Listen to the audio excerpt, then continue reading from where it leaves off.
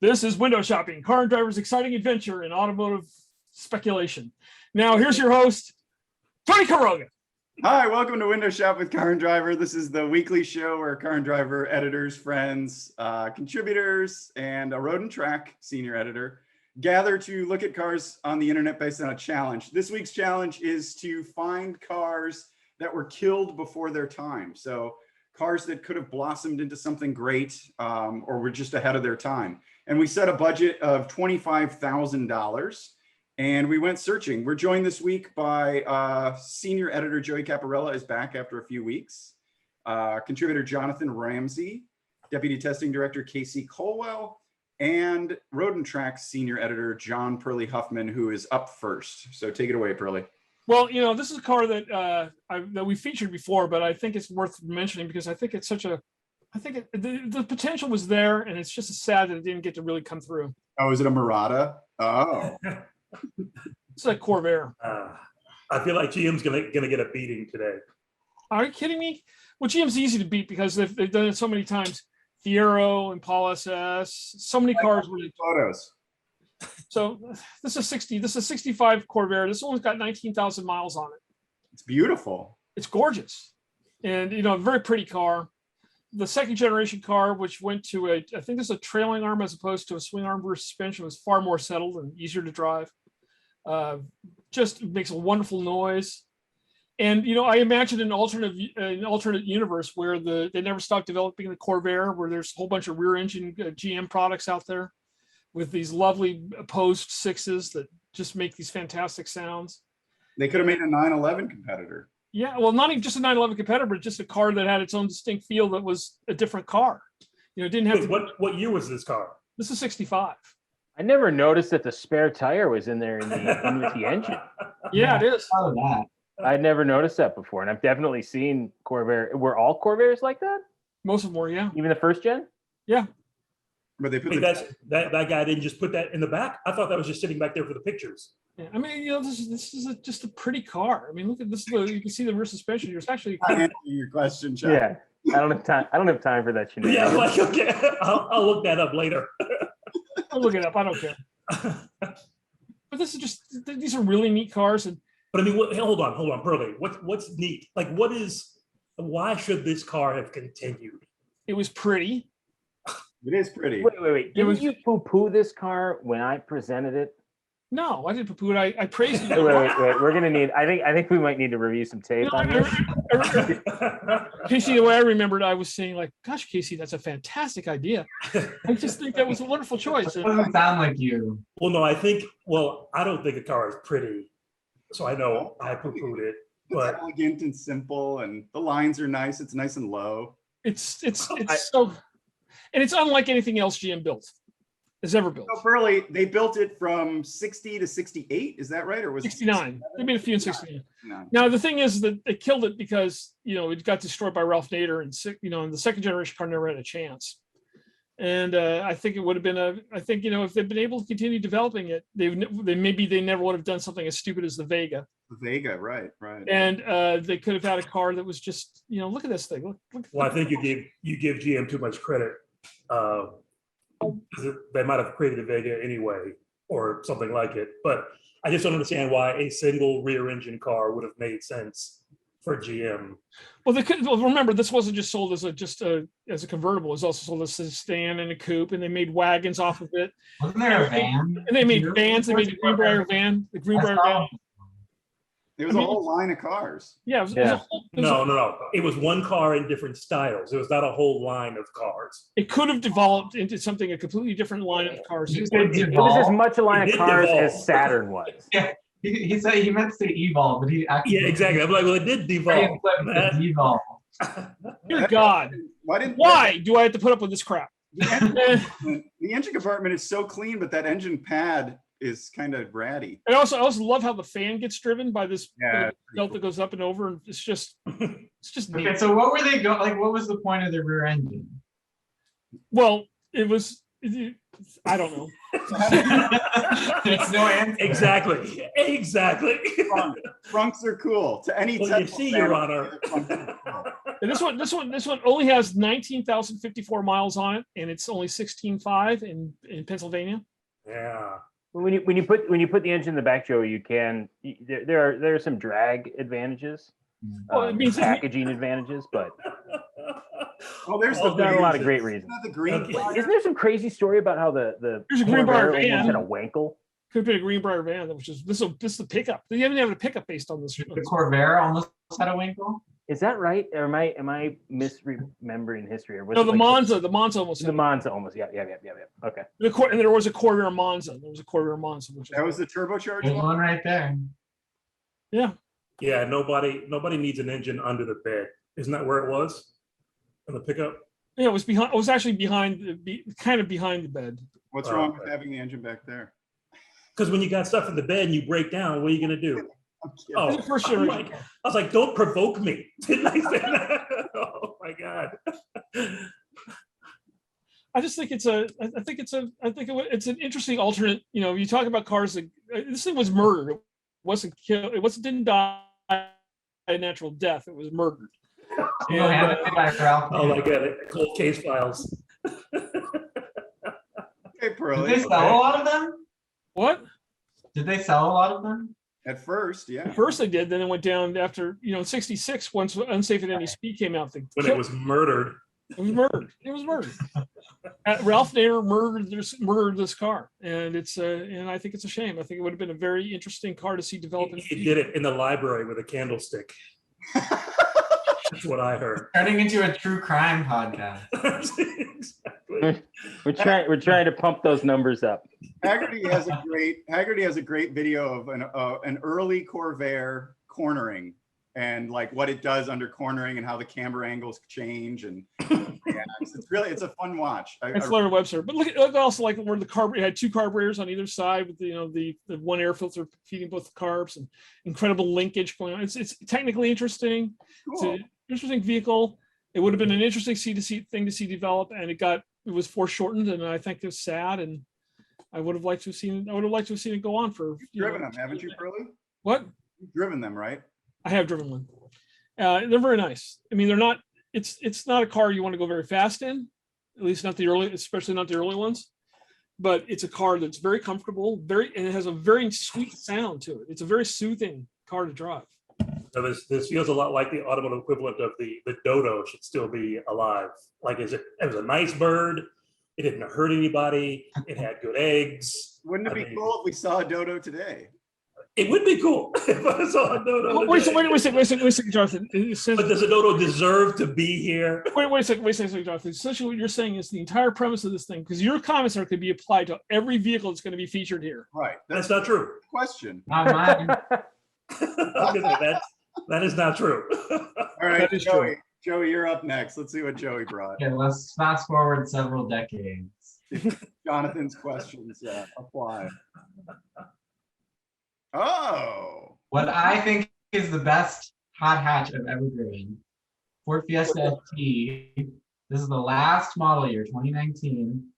So obviously Ford got rid of all its cars, which included the Fiesta, and then there was a Focus ST, but I always thought the Fiesta was better. More fun, smaller, great personality, very drive and it's very playful. Yeah. So I found this one. It's a 2019, 20,000 miles. I made sure to find one with these Recaro seats because the base seats are really bad, but these are pretty good.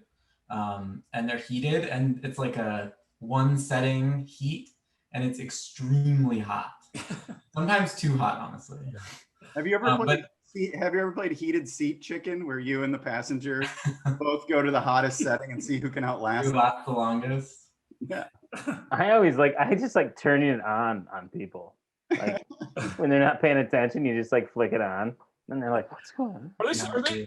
I know they're still making the Fiesta in Europe. Are they making a Fiesta? Yeah, so there is a new generation of the Fiesta ST. I found this road and track story. So this is the new one that's on sale in Europe, but obviously it does not come here. The new one's actually a 3-cylinder. Boy, that track is really pretty good magazine. God, look at that. Joey, hey, Joey, how much do they want for the 2019 that you? Okay, so that's the thing I am a little hesitant about. It's 22 grand. Whoa. These were only like 20, I think they were 22 grand to start new. Yeah, and they were And like, even with the Recaros and stuff, they were like 25. yeah. So they were a deal when they were new. Well, when at Galpin, before these left production, the big Ford dealer out here in Los Angeles had 1 billion of them because they're all manuals, so nobody wanted to buy them, and they were deeply discounted. They were all under 20 grand. Yeah, I think that was probably the time to buy, was when the demand was low, when there were still new ones on the lot. But now, you know, I mean, the used car market's crazy in general, but also I imagine that there aren't any leftovers anymore. So I love seeing these on the road because you know that the person has a manual. They're all manual. yeah, so both the Focus ST and the Fiesta ST were manual only. So you can I think these are just more reasons that we have already refuted Pearlie's assertion that every car will be a dodo. But I think that Ford, I think that there was a missed opportunity here because there's so many good hot hatches right now. I mean, there's the Veloster N, there's the Civic Type R, there's the new GTI and Golf R. So, I mean, maybe the market is kind of saturated, but like Ford was definitely in the mix there. They had really good ones for several years, and then they just kind of abandoned it. So my problem with the Fiesta is that, see that angle? It's like 1/4 of the car is headlight. Yeah. it is very large headlight. But you won't care when you're behind the wheel. No, that's my only beef. I love these things. I think it's so fun to drive. Like, honestly, one of the most fun cars to drive that I've ever driven. It's hard to argue with this car. It's a fun car to drive. But weirdly, so the engine is a 1.6 liter, and then there's a 6-speed manual. And I always thought that even though the Fiesta, so we tested it 0 to 60 6.9, which doesn't sound that fast, but I always thought that like the sensation of speed in this car was like, it felt faster than the Focus ST, which was obviously more powerful. I also want to point out this little 1.6 got 38 miles per gallon in our real world fuel economy tests. And I've spent a lot of time in one of these, and I think it is a fantastic car. They still sort of make it though. It's still made in Europe. Yeah. This one is the European one. Right. So the judges will have to rule on whether your car. But it's not. It's dead in the U.S. It's firmly dead in the U.S. But you know, they're never going to bring this. Yeah, but I mean, window shop watchers might be watching this in Europe, Joey. Oh well. we have a large following that doesn't show up in our numbers on YouTube. But symbolically, I think Ford has still kind of abandoned this segment, and obviously abandoned cars altogether. Even with the European model going to the 1.3. I mean, I just think that like it shows their philosophy that they've given up on cars in the US market, and they're home.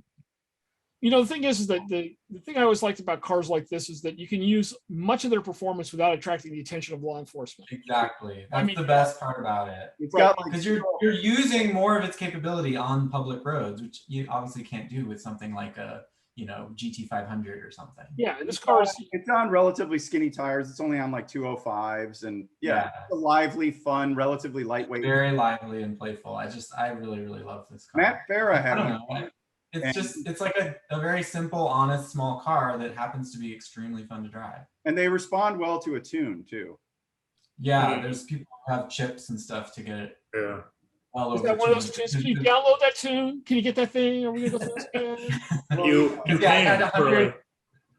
The stock engine was 197 horsepower, which I think is plenty, but you can get it well over. But Joe, you probably think it's too much. You'll pull a plug one. I think this is the perfect amount. No more, no less. For a hot hatch though, not for a hot hatch driver. Got it. Just one more horsepower, just change the balance just enough. All right, Joe. I don't know. I mean, they still build it in Europe, so it's not really dead. But it's not the same, and it's not here. But it's the world. I mean, this is a global show. Yeah. But you couldn't register any of those cars in California, Tony. What's that, Casey? You couldn't register any of those cars in California, so why does it matter? I will. It doesn't exist. I will pick and choose. You're just bringing up a different rule whenever it's convenient. Yeah. We've never heard that before on the show. You're just noticing that? Oh man. All right. I stand by it. I think it's a great car, and I wish they still brought it here. All right, Mr. Colwell, you are up to bat. Yeah, just as Joey, rightfully picked a car that is no longer available here, and certain manufacturers abandoned the market. I kind of went down the same road. And it's funny. This is actually Tony. Tony has said, I've heard Tony say before that he wishes he could just buy the tooling for like 993s and build them in China and sell them here. Yeah. And you just make a ton of money doing that. New old car, you mean? Yeah, exactly. Or like the E36 M3, the E M3. Yeah. Like if you just it's like when they stop building them, just buy the tooling, move it to China, start building cars and bring them in that way. Anyway, or like the Avanti. You have an Avanti? I hope you have an Avanti. I do not have an Avanti. I can't find the share screen. Oh, there it is. Jonathan. Of course. Like the last generation was gorgeous using Perlin's methodology. It was one that they were gorgeous. basing So on. anyway, I went down that same road, and then I remembered that Volkswagen has abandoned the Golf, right? Oh, wait a minute. What do you mean abandon the Golf? You can't But buy they still Golfs here sell anymore. this car. Oh, yeah, this is Buy Joey's. GTI Joey and Barton. Golf. But then I called an audible because I was like, nope. Oh, But they Touareg. still make this though. they don't sell Yeah, it. they still have They one of don't those sell it here. too. I think so. Yeah, okay. Yeah, we followed the same. Oh, and Jonathan's all. I mean, You gotta be in a So I'm just I making think a Touareg, mental note. I also think this is a That's really all. good deal on a car too. This is I think it's like 22 grand, 22 and some. Oh no, this one's more. 20. So it's right up against the limit. the limit. But I mean, this is like a legit luxury car. Casey, what was the last year of the Touareg? Was it 18 or 19? 17, I think 17. Yeah. Because we had a press car in the last year. It was like a Wolfsburg edition. And I remember Yeah. it being really, really nice. Still, And- I mean, it's a good truck and a lot of vehicle. I love too how the Touareg is like, especially the new one. It's like mechanically very similar to a Bentayga and a Lamborghini Urus and Audi, all those Audis. And it's like, why? I wouldn't go that far, but No, but it's the same platform and stuff. So why wouldn't you Yeah. get the cheapest version that's still Well, like it's like a Cayenne. Yeah, exactly, Joe. It's like a Cayenne. yeah, Cayenne, this and Q7 are all real close. And this was a really good four-wheel, like off-road vehicle for what it was. What you could do with it was Yeah. impressive. Especially the miles? first gen. The first Yeah. gens had like 2-speed transfer case and Yeah. all that sweetness. But They got rid of that and they all suddenly dropped like 300, 400 pounds too. yeah, I mean, yeah, they knew. These people. yeah, they knew it was like yeah, the customers do not need this because Yeah. 0.0001% are taking them off this road. parking lot is about as far off road as most of these go. Yeah. Where is this? Is that what? Okay. Huh. Yeah, where is this, Casey? Knoxville? Oh wow. How many miles are on it? It's like 80.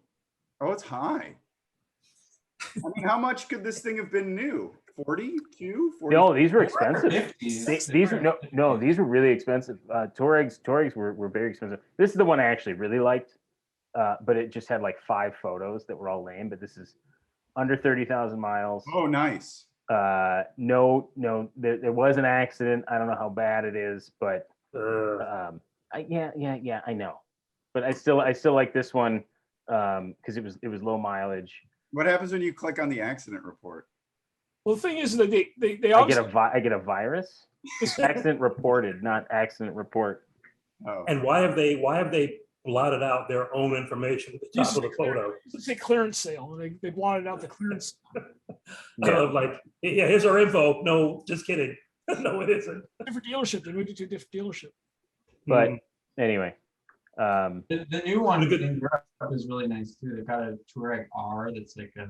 oh, Casey, you got rid of your email address. I did this time. I'm sick of. I'm clearly some people have been sending me some fan mail. Doxing you with photos. Yeah, but yeah. I mean, I think this is a car that Volkswagen, they abandoned in the U.S. It was definitely, I think, before its time. I think it was actually a little bit ahead of its time in a Well, lot of ways. I agree with you, but it got too close to the Q7 though, like price wise, didn't it? How For was it? VW? I don't think it was before. I don't think it was before its time. I don't think it was ahead of its time. I just think it was never had a time. It's just, what makes you say, Casey, what makes you say it was ahead of its time? I mean, it's a 2-row SUV. excuse me. I think, well, it's a two-row. He walked away. That's on the bingo board. That's, is it? Oh my God. No, I mean, I think, yeah, I mean, I think it was ahead of its time. I mean, just the Touareg in general, of can't just this like really solid, two-row. I mean, it's a luxury SUV, really. I mean, for VW, I think it was ahead of its time. Oh, I okay. think VW got kind of cynical and decided to just build the cheap, mainstream SUVs, and now those are selling a lot better. Well, I mean, a Grand Cherokee did this in the 90s. Okay. Yeah, true. Sure, but that's the thing. So for VW, But it this was wasn't what VW German. thought it could do in Europe. It could do in America what it does in Europe as the premium brand, blah, blah, blah, and that doesn't work here. And may we point out they're still doing it in Europe, right? And they are, Works Yeah. well. which we'll remember at the end of the show. Casey, what's on your shirt? Those are What do just you mean? dots, I think. No, they're Oh, little. I thought they might be like Space invaders. No, they're not Space Invaders. It's I mean, it's a golf shirt, and it's a skull with T's crossed. And so Oh, it is. Okay. it's a company called G4. If you're listening and you want to send me everything, like and subscribe, and make sure All right. send it our way. From one guy with skulls on his shirt to another, Jonathan, you are up, sir. Yeah, I don't. This is not a golf shirt, just so you Good know. transition. So I just want to give a shout out to the car that deserves to be made more than any other right now, just so everyone knows where I stand, as if we're any doubt. And then I want to give a car shout out that did not get the chance it deserved. So the Murano Cross Cabriolet. What is happening down there? Is this not your choice? This is a great choice. No, it's not my choice, but I did think about it. It's not my Wait, choice. how is this a great choice? I just wanted to see Casey's reaction. That's all this is I about. want to hear Tony's why this is a great choice. Because he wants to vote for it. It's fun. It's fun to sit in a convertible that's this high off the ground. But Jeeps have been doing that Mhm. since what? Oh, but those have roll bars. This is a real, all open air. This car.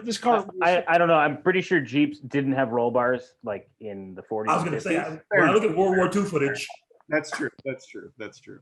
This is the- Grandpa's Jeep didn't. They used the machine gun as the rollover. this car. The good thing about the Murano Cross Cabriolet is it let me write my story, which was done as a Greek epic poem. I And can't remember us reading that. it was one of my favorite stories to ever write. And too bad it was no one's favorite car except apparently Carlos Ghosn's wife's. This is my choice. Oh, This car was good. Saab was like, holy cow, we're ready. And then it was over, which was a shame. They brought two engines here, but it's almost impossible to find a V6. And they made a manual, but you can't, I don't know if they brought it here because I couldn't find it anywhere. wow, it's super clean. Yeah, the people who have them drove them forever. They haven't stopped driving them. So this one has 37,000 miles, which is the only one under 100,000 miles. Oh, I think those are those are Continentals. Yeah, these are kind of good tires always. that's And I would actually get these rims, which I love also. You can find them for like $250 each. Where did you find? Did you source them? aren't these related basically to like the Buick Regal? No, it's like a lacrosse. These are Epsilon. Aren't these Epsilon 2? No, it's the bigger one. It's Oh, the it is. lacrosse. You sure? Yeah. I'm gonna look it up right now. Live fact checking. And this guy's taking really good care of it. Not only is he taking good care of it, I don't know if any Saab in the history of Saabs has been always garaged and not driven in winter. Oh Yeah, yeah. that's surprising. Like, Yeah, this is Epsilon 2. Oh, it is? Okay. This is a fine, Jonathan. Now, but does it meet the criteria for the show? Now, are you saying that a car like this doesn't exist? Because cars like this exist. no, what do you mean? The criteria wasn't find a car that doesn't have any other equivalent anywhere in the world. Died prematurely. The challenge was find a car that was killed too soon. Okay. And this Why- car was Why do you killed think too it was killed too soon? Oh my, because this was after years of neglect and half-assed product. GM had spent the money to create a good car, and then during the recession and a bunch of other things, wasn't able to follow through, sold it to Spiker. The guy, when I went on the 9.4 SUV launch, I think he was saying that he made a mistake, Victor Muller, when he was behind on payments to suppliers. And Did you have to hitchhike back from that press launch? that's They get charged a Wasn't big. wasn't Saab killed like while the 9.4 was launching? Exactly, Joey. Exactly. well, luckily I think I was on the last flight, like the fall of Saigon. We caught the last helicopter off the hotel roof. It was the last sob. It was the last sob out of the Ritz-Carlton. Exactly. And the suppliers told him, we're not going to send you any more stuff if you don't send us some money. And he thought, having run Spiker, do it. And so they did it, and the company had to shut. But this is car deserved to live because it was good. And what Car and Driver, oh man, when they reviewed it, mass approval of the old car, but it just says something about it'd be unfortunate. This would have been a pity because this is the best Saab for some time. And ironically, the best one developed under GM's 20-year ownership. It's a beautiful car. I mean, it looks terrific. And it really looks like a Saab. Did you see the test? Was this a test or was this a first drive? No, there was a road test. Didn't Mike Austin write it? This is the. Yeah, I know what story you're referring to. Yeah. I was that was just Car and Driver history. This was probably just the first drive. And he showed us a picture of the 9.2, the smaller Saab they were going to introduce, and I think it looked even better than this car. And I think this is a great looking car. I still got plenty of money to take care of anything. There's a small scratch in the back. I can get new wheels. I can get new tires, but the guy's taking great care of it. I mean, never driven in the winter. 37,000 miles. It looks pristine. It's beautiful. What What was the original price? Was it 47,000? Is that what it was? It was for, let's see. Oh, you have a Monroney on yours. Oh, Yeah. that's a good point. There it is. Oh, no, it's here. Oh, there. Like, 47 something. yep, 47,745. So yeah, I mean, for 16 grand, man, oh man, saving 30 So grand. not only is on a this car. thing not only is Saab is this was this killed prematurely? This is like an orphaned car. Yeah. Yeah, I wonder how hard it would be to own one going forward. With Just, parts availability. I mean, yeah, I mean, I'm sure there's a A lot lot of of GM. exactly. There's a ton of GM stuff. yeah, but there could also not be. but Saab did a lot of its own engine work. Yeah, that's true. Oh, But they I did- think that's so at this time. By the end, I think it was pretty much just GM stuff. yeah, I mean, GM had owned it, like I said, for 20 years at this point. Like, there's Yeah. a ton of.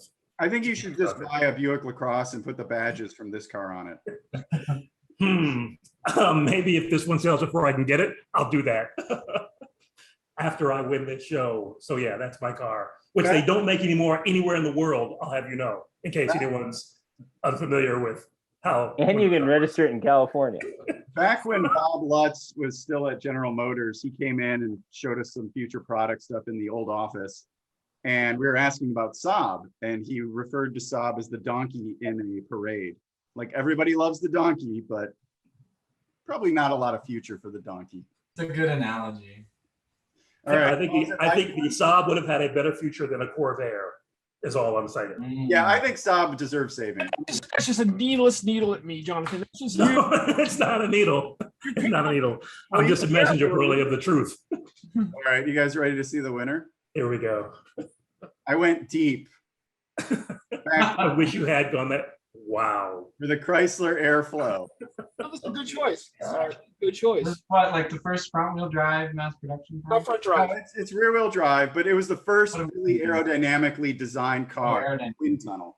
And what the Chrysler engineers discovered is that they put cars in the wind tunnel and they were like, wow, these are terrible. And some cars were actually more aerodynamic going backwards than they were forwards. Anyway, so this is the first real aerodynamic design. This is a later one, so it has a trunk that opens from the outside instead of loading your stuff from the inside. I'm under budget. Wait, how many years did they make this? They made it from 34 to 37, I think. So it was a total failure in the market. Who else has holes in their car seats? Okay, just Tony. Yeah, well, it's you have to give him some credit. It's an 84-year-old car or 85-year-old car. I don't know. Burley's defending me. That's not a good sign. I was saying that steering wheel looks kind of chewed on.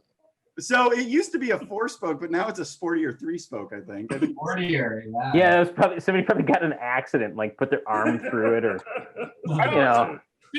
Didn't when you had that, if you open that, if you make that bigger, I think they actually had like a fuel enriched, like a choke or something on the control on the steering. Oh, Look at that gear shift. I mean, I Holy can smell cow. this car. This car smells amazing. I can tell. Yeah, I can smell it. It's like you just smell the mohair. Oh, it's like a And silver. by amazing, he means pet cemetery. Look, Is what it smells like. I can negotiate this down because I don't think there's a big market for airflows. There never was and there never will be. Yeah, do you think he sourced some Michelins for this? I, His tires are on it. I got some cokers. Oh, wow. Okay, well, hold on. Why did this car deserve to live? Why was it killed too No, soon? it was way ahead of its time. So this car actually influenced the VW Beetle. It influenced the Tatra T97. I mean, this influenced Wait a- every aerodynamic car that came afterwards. Stop. Come on, really? I feel like you're interpreting it different. Like ahead of its time is different than killed too soon. Tony, Well, ahead of its time, and it was killed too soon. Yeah, You absolutely. think that's the same? correct me if I'm wrong, and maybe but this is also a unibody car, wasn't Yes, it is, Pearly. It's a unibody. When most cars were being built, frame, two crappy frame rails with a wood body, this was, Crappy frame rails. yeah, this was basically a unibody. it? You talk about, and I think this is a great choice. And I'll tell you, the other thing is that because it's a unibody, it's much lower than contemporary cars at the time. So you're sitting a lot lower in the car. It's a lot more aerodynamics, a lot more comfortable in a lot of ways than the cars that were being. And it was cab forward too, so it's got a huge passenger compartment. Cab forward. So they brought that back? Outside. Well, Cab Jonathan, forward. I relative, don't think that's cab forward, Tony. relative to the cars of the 30s, which are like built. Compared to other cars of the 30s, this thing is vastly more contemporary. Yeah, this is pretty modern. And there's Ooh, videos I mean- of them falling down hills, like they crash tested it. I mean, compared to a Bugatti? Does this have the artillery wheels on it? It does, doesn't it? Those are really cool. These are the Dodge artillery wheels, which look like an artillery carriage. So if you're saying it was killed too soon, you think that they should have kept it around despite it being a failure. Yeah, and it would have caught on. But people weren't. But it did catch on anyway. No, I It, did. it I mean, caught look, on even though it failed. Your Honor, this man will say anything. Get him off the witness stand. This man is the most unreliable witness ever. no. Okay, look, this shape basically inspired the Tatra T97, which then inspired the VW Beetle. Oh, no, I but think he- it totally fits the bill if you're going for ahead of its time, but I don't think that's the same as killed off too soon. No, yeah, I don't know. This car didn't deserve to live any longer. No, I mean, and it did. You're saying it would have caught on, but it did catch on, even though it was. The thing is, the Airflow name died, but the actual structural engineering and the basics sort of lived on. I Well, mean, yeah, it's like And it lived on in cars that did what this car wanted to do, but a lot better. I mean, this car, okay, the straight 8, and it had overdrive too. This car had overdrive back when overdrive was unheard of. So it can cruise, even today, it can cruise like at 75 miles an hour happily. No other cars from the 30s are really happy doing when's the it. last time you cruised in an Airflow at 75 miles an hour? I Happily? was reading. Raise your hand if you cruise in an Airflow. Tony, go back to the rear seat. Go back. Tony, I think Tony might have been watching 1930s Look at how much room. Sales videos. sales instruction video Watch on the airflows. games, you Look know. at how much room there is in these cars. Look at how much room in the back. Why does that look like a nose? Go back to one shot. It looks like a cartoon face with a nose. Like Squidward is what that looks Yeah, like. yeah. This is a beautiful car. It's Come currently on. running. No, we're not saying it's not beautiful and not interesting like the Corvair, but deserved to carry on. was Yeah, killed Doesn't too fit soon. this challenge. How does my choice suddenly become the standard by which no car can sink below? This, Well, What's that, Pearly? again, if you've never seen the show before, Jonathan- you might not be familiar with that. Jonathan has decided that no car could be worse than the Corvair because the Corvair is No, I didn't say that. No car that we've seen so far on the show today is worse than the Corvair. This might be. No way. The early ones, they had to like change the front end design because the early ones weren't quite as attractive to people, like the 30. more conventional looking. So I don't think anyone found that attractive. Is the problem? Oh, this is a great car. You guys are crazy. Yeah, here's I the. agree with you, Tony. I mean, the thing is that nobody, everybody thinks it's suspect that I agree with you, but I agree with you. I think this car- It's a 3-spoke wheel. I think this is part of the design here. it's a fuel enrichment thing. It's like a control of some sort. Look at those But gates. again, look at that shift lever. Yeah, Wow. it's incredible. It's got overdrive too, Jonathan. Cruise at 75 all day long. Okay. Yeah. We All might right. have to devote a future episode to that. Yeah, you may need to invest in some upholstery there, sir. Pearls before swine, as usual.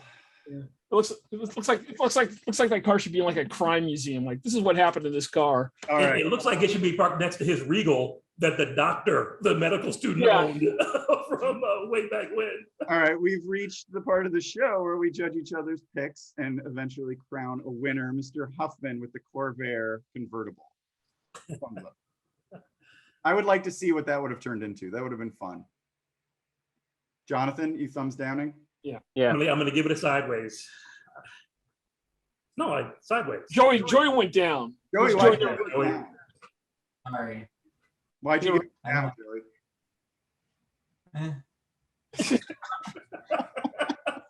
That says it. Good enough reason for me. All right, Mr. Caparella. Ford Fiesta. I don't get to choose a car. I don't get. Oh to- yeah, sorry. Oh, My yeah. bad. I jumped ahead of you. What are you picking? The You know Air. you want a $60,000 Volkswagen. It's like it really comes down. It really comes down to the two cars that really. Well, they're all kind of cars I kind of like. I mean, the Fiesta ST is wonderful, and the Touareg was really compelling, and I love that Saab, and the Airflow is really a magnificent piece of work. I just think it's. But the thing is, so I'm going to go purely on the fact that I kind of hate Tony's usually, and Jonathan's been really picking on me today, and I'm just going to go purely on personality, and I'm going to go for Joey's Fiesta ST. I haven't picked take on you, it. Pearly. It's the car. I've not picked on you. Is that what happened to the sanctity of window shop? Pearly thinks everything. Early in the car are one and the same. All right, I Joey, wish I had bought a Fiesta ST. Joey, you got one vote. Yeah, okay. All right, that brings us to Joey's Fiesta ST, which is a great choice. That's a good choice. I got to go sideways because it's still on sale. It's still Still on in sale. Europe. Not here. I have But a very US centric. Yeah. But it's I'm gonna say we need some clear guidelines. Of all people. I agree. This guy? If you're gonna pick on Joey for picking the Fiesta ST because a newer version is sold elsewhere in the world, Why can't- we need to We come gotta up look with at clear our. We have to look at our YouTube analytics. If and see how I am many still viewers walking we have in around the Europe. grocery, if I'm still walking around the grocery store, I can't say I was killed too young. Even if Comment below if you live in Europe. What does that mean, Jonathan? What does that mean? I'm not dead. The challenge was cars killed too soon. But if you are hiding out in another country because you are not allowed here, But you're still not Yeah, dead. you're effectively dead. But you're still not and- dead. legally you time. might be. Legally you might be. Whatever, look, I love it. You faked your own man. death. It's the same Yeah. thing. On the next week's show or whenever I'm on again, I'm bringing my attorney who can counsel I'm gonna me on all this. I'm going to keep nonsense. the invitation emails that I sent out. I have Yes. they have no thought in them. Sorry. It just says cars killed too Don't soon. show the audience behind the scenes like that. All right, Joey. What are you picking? Chrysler Airflow. Not that. I'm gonna go for the Saab because I've been thinking about Saabs recently and reminiscing about the brand. So I have a friend of mine's dad was looking for a new car, and the last new car he bought was a 1998 Saab 9.3, and I was trying to think what's the modern equivalent of Saab, and there isn't one. So I really think that I agree that it was gone too soon, and I really like that 9.5. Oh, I think it was gone at just the right time. no, you did that. You lies. No way. Take that back. Could have been something great today.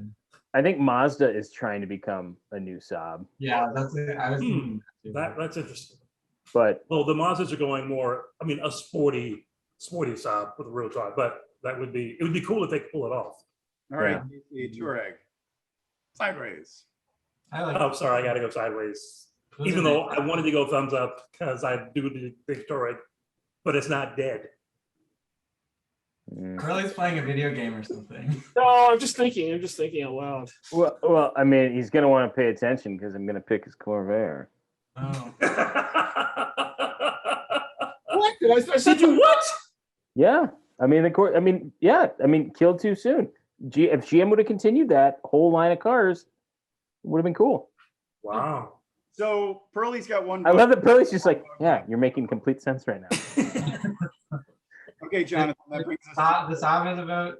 I have a vote, and Curly has a vote. Yeah, so that brings us to Jonathan Saab. Thumbs up, like it. Good choice. Yeah. I liked all the cars this week. All these cars are kind of cool. I know you're in a great mood. No, there were no bad cars on the show this week. I mean, the Airflow would be the weakest link on the show.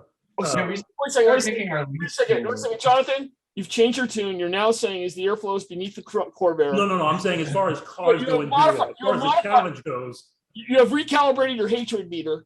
Here we go. Tony away from me.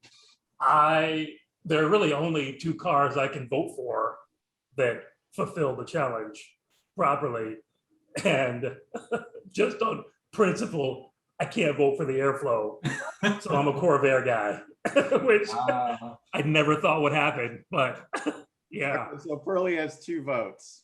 I wanted to vote for the Touareg, but I can't. I'm a little upset that I didn't vote. Get a vote. All right. Tony, your car looked like an absolute basket case. Oh, it just needed a new interior. That's all. Oh no, it didn't. No. I say thumbs up on the. I say thumbs I mean, up. you'd have done better with the Tatra that was on the other. That's true, actually. Casey, in Pulp Fiction, when they have to clean up the car and they just put the blankets over, Yeah. that's all my Airflow needs. Yeah. Oh, okay. Hmm. Thumbs up now. So you just need the wolf to come over and fix it. Yeah. Exactly. I'm gonna. Here's the thing. In that scene, he says he's going to drive his Acura over. Do you think he would have actually said Acura, or he would have said NSX in real life? Either. He would have said NSX. He never would have said Acura. He would have said NSX. He may have said it, yeah. Although in the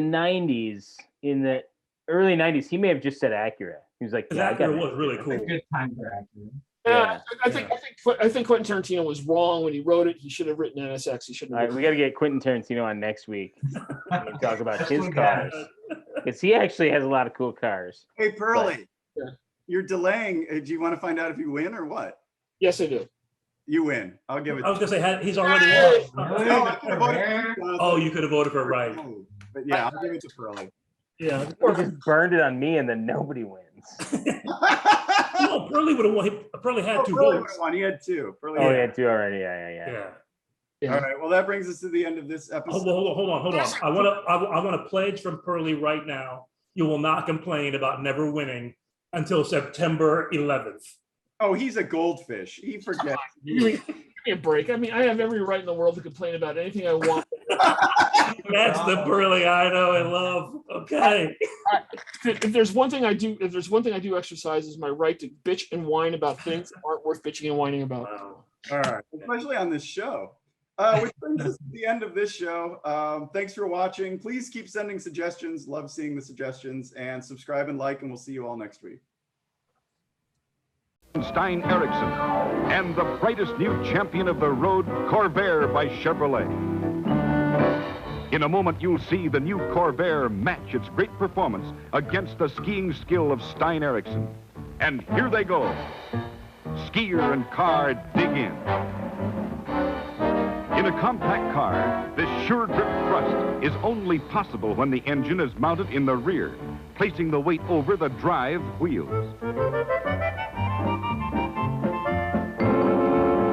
Now Ericsson cuts to the left, his knees absorbing the full shock of body twist and strain on the rugged Aspen ski slopes. In a compact car, this riding advantage can only be enjoyed when 4 independent coil springs suspend the body, like the skier's freely flexing knees, cushioning each shock individually. How's that for sure-footed maneuverability in the snow? A champion of the ski slopes and the newest handling champion of the road, Corvair by Chevrolet. Both teaming up to give you dramatic proof that the nimble-footed Corvair has the maneuverability, handling ease and perfect balance you want for fun on 4 wheels. Now, we're not suggesting you try this, but whether you're just scooting around the corner or heading for the frozen north, you'll find it's great to go in the fun-packed, compact Corvair by Chevrolet.